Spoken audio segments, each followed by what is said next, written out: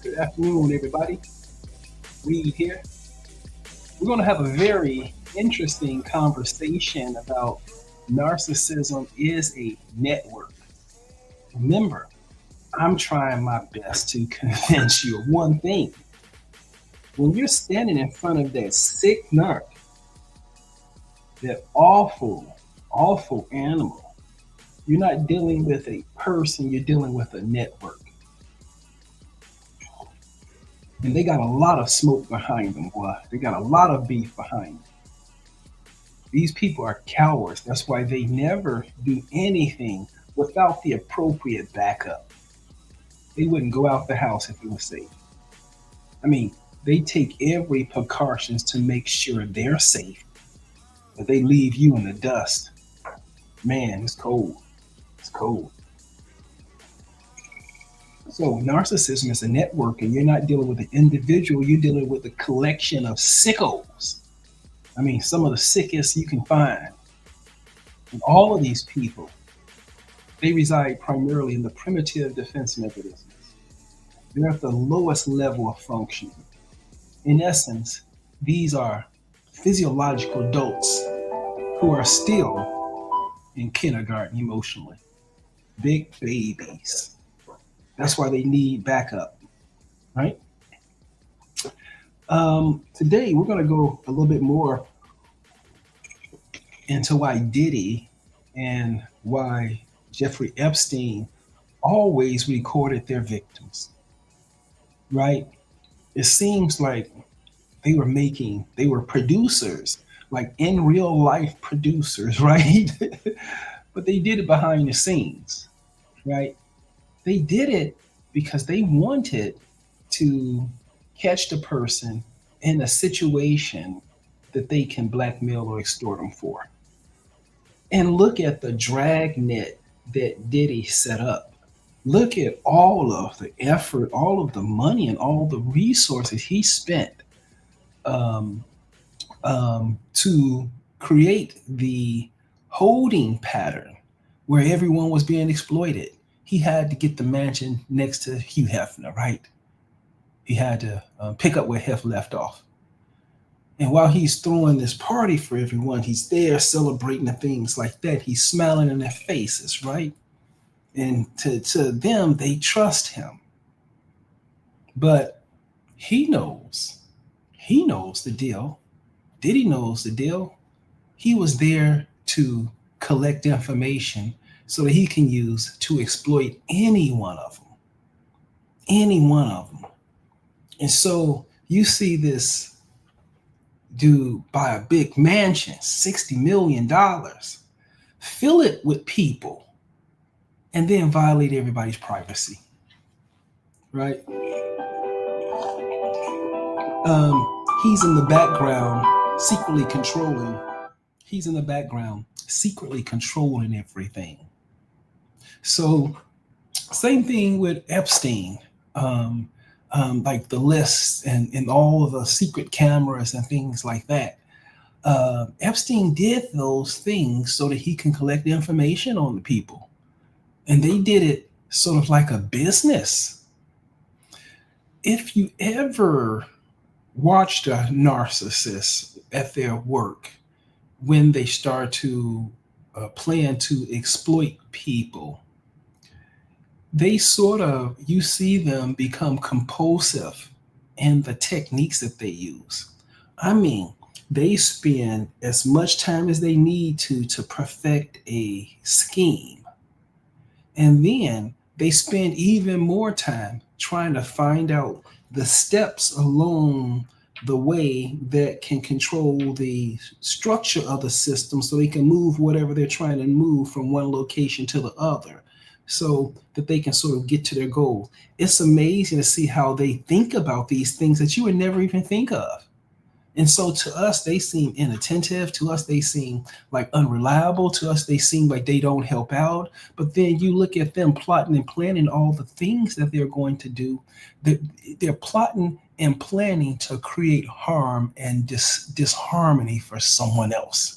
And they're making that much cognitive investment and much energy into actually figuring out the plan to exploit you. And this plan that they're making, it's not going to be with any of the tools that you're used to around you. It's going to be something else in your environment that you could have never thought that they could have used as a weapon.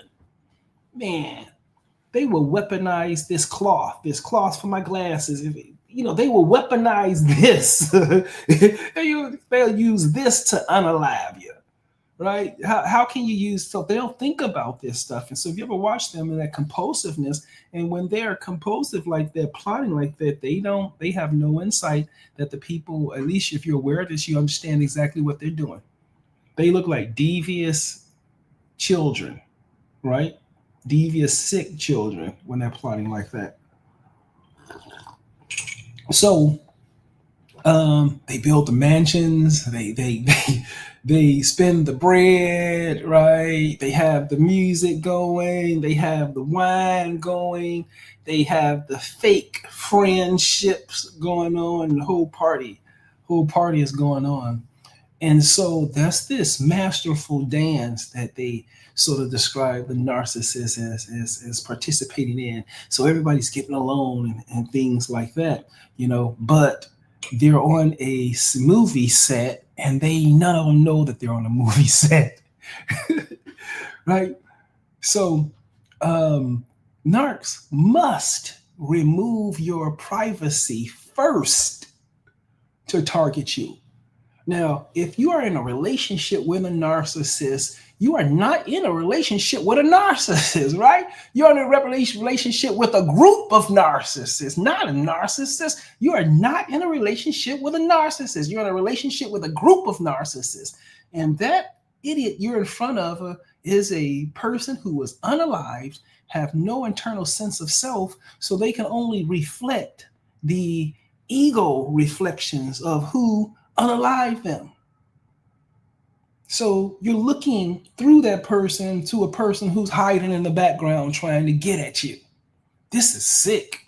You think it's just the narc in front of you. Oh no, it's the man that sent the narc. It's the woman that sent the narc that's really after you.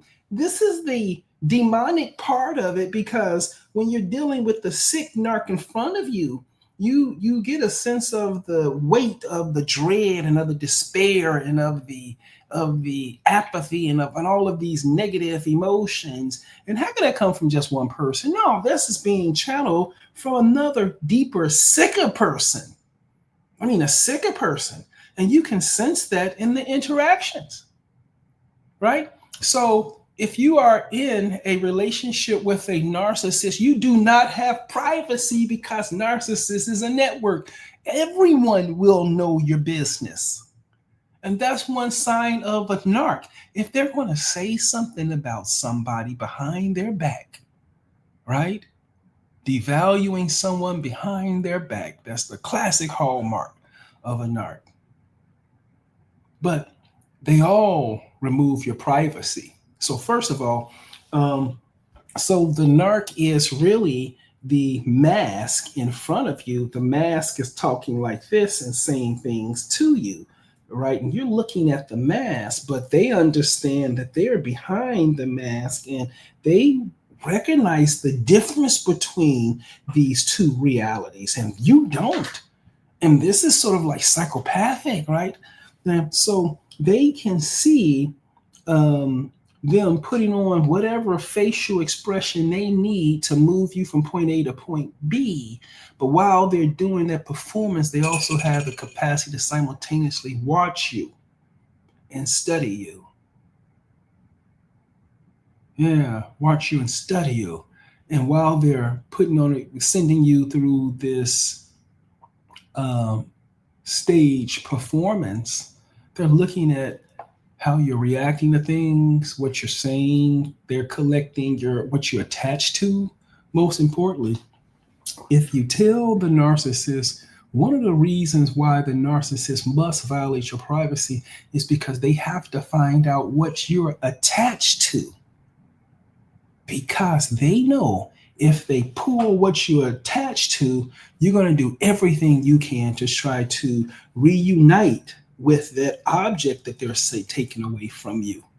And part of your growth is when they find out what you're attached to and pull it from you, part of your growth is to let it go. Can you believe it? Part of your growth is when they take it from you, you have to say, um, um, I don't know what you gotta say, but you have to accept it, right? Because there's no other option. See, these people are cruel. These people are evil. Narcissists are sadistic. They're awful people, right? They don't have a conscience, right? So these people will do whatever they need to do to silence you or subdue you or to keep you embedded in their reality. These are very sick people. So remember, when you're talking to a narcissist, they're broadcasting everything onto the network that they're working for. And just based upon humans, how humans are put together, let's say humans are put together in a triangle. And first, you have to have your basis needs first. It's like Maslow hierarchy of needs. Let me see if I can pull that up because I want to explain a concept here. Let me see. It'll be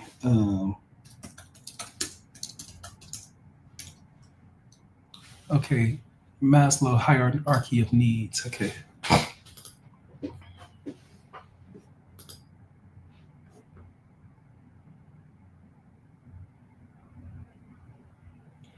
Okay. So here, it's important that you understand, if you want to understand how narcissists work, understand this hierarchy, Maslow hierarchy of needs, right? So let's say you're in the unfortunate situation where you're in a relationship with one of these narcs, or it's a parent, or it's a sibling, or it's a spouse, or it's a co-worker or a boss. Now understand this, okay?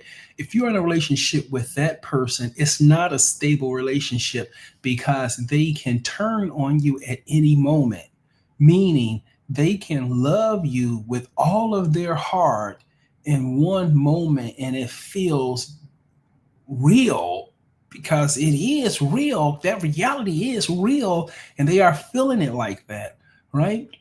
But they are only a reflection of the narcissist. So that's how the narcissist is feeling at the moment. The greater narcissist, that's how the greater narcissist is feeling at the moment. And it's a reflection through this person. It's not that person, right?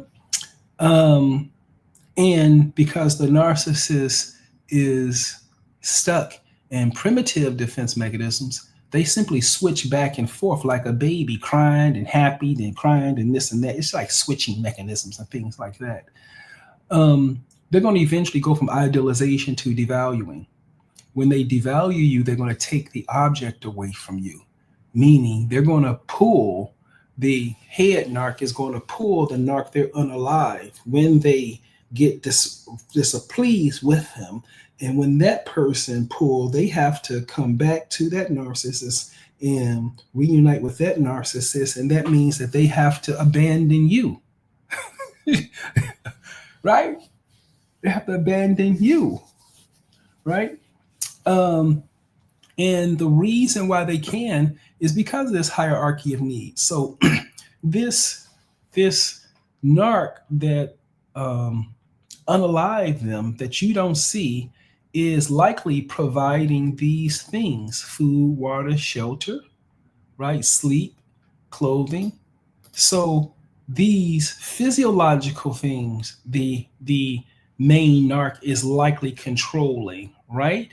Now, if the person you're in a relationship with has matured to the point where they're securing those things, physiological things themselves, then it comes down to it comes down to who's ever group you in, right? So they'll give up all of the emotional needs to protect their status with the group, right? So alienation. So these narcs, they can be in love with you. I mean, you're just a greater thing, But if they become alienated from the tribe or the cult that they are within, then they will terminate, they will automatically in the reality that you have set up with them and go back to their primary support group. So the having access to the primary support group is the um, number one thing that the narcissist values. They have to be able to go back to their previous narc that damaged them, because they do not have the ability to operate outside of that person, because that person destroyed their internalized sense of self. So they have to go back to them. And so your relationship is with this person is filled with this oscillations of back and forth and back and forth and back and forth and things like that. And of course, the sick person can't tell you what's really going on because it'll scare you, because they understand exactly how sick this is and they understand how sick they are. Right. So narcissists always have to um, um, remove your privacy, right?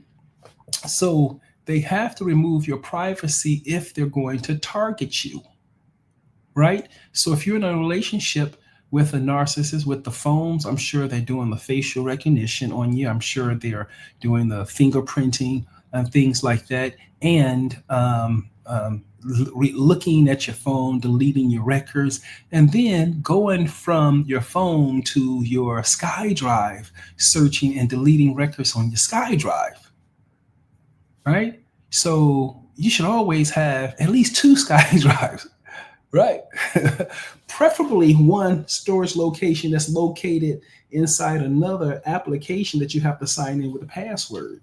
So and then if you have your two sky drives, then when they start stealing, when they start deleting things and everything, you have a record of exactly what was deleted, right? Um, and so when I say they steal your privacy, like if you believe that your items are secured, they're not. If you believe that you have something in your home that they don't have access to, that's a delusion. These people get cunning; they get access to absolutely everything. You know. Okay, and I think that's all I wanted to do for today. So, hey, Reed here. You guys have a nice day, and we'll talk about some of these things later. So, remember, if you're in a relationship with a narcissist, you don't have privacy because that narc is a part of a network, and that narc is playing a very important role to that network. So, all of your information, all your secrecies are being shared with the group. So number one, they must evaluate. Um, they must destroy your privacy first. The second thing is that if you're in a relationship with these, your electronic devices, and all the things like that, you're going to have to make sure that you have your storage located someplace where you have to sign into a platform or something like that.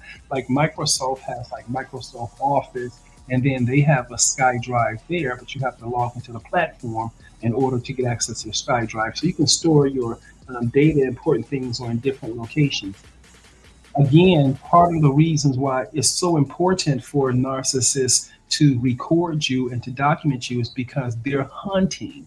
It's important that you understand that these people are trying to harm you. So when you go in their presence, they're always recording or trying to do, and what they're trying to target you, and what they're going to do when they violate your privacy, they need to be able to come up with a claim against you, right? They need to be able to tell everybody about you, and about you is what they're designed. We're going to make up, but they need the narrative to be accurate. So that's why they always violate your privacy. Um, and they do it in many ways. There's this one narc I've been dealing with for a while, and I looked at how he was stalking me on this occasion, right? And I think this is just cunning. Let's say if you we're working somewhere, right? And you leave everything the way it is, and then you think when you come back, you see everything the way it is, and you don't think nobody actually moved anything, right? And so what these narcs do, or what I find out about this, is that they go into the environment, manipulate things, and then change them back to things that change things, manipulate things in a way that you can't even perceive the changes within your environment. So, but your environment actually reacts to the changes that they made. You see what I'm saying? This is watching. See, when you learn to watch these sick people like they're sick children, and watch, I wonder what is he gonna come up with now? I know it's gonna be cunning. I know it's gonna be fascinating. Well, I know it's gonna violate my privacy. I just want to know why, how, and these sick people will teach you, teach you. So, what this sick fool was doing is coming into the environment that I was working in and making changes. And he was making changes that I couldn't recognize when I come back, right? And those changes would create things in the environment that I couldn't explain. Like I couldn't explain why people are getting angry at me, right? I can't get explain why I'm having arguments with all these people, right? You can't explain all those things, why people are avoiding you and things like that. Yeah, it's because this psychopath, not psychopathic, sociopathic narcissist, is in my environment making changes to how people perceive me when I'm not there. But then when I come back to the environment, I have to deal with the ramifications of it. So these people are sick. These people are sick, right? Um, narcissism is a network. It's been nice. Read out. Talk to you guys later. Take care, guys.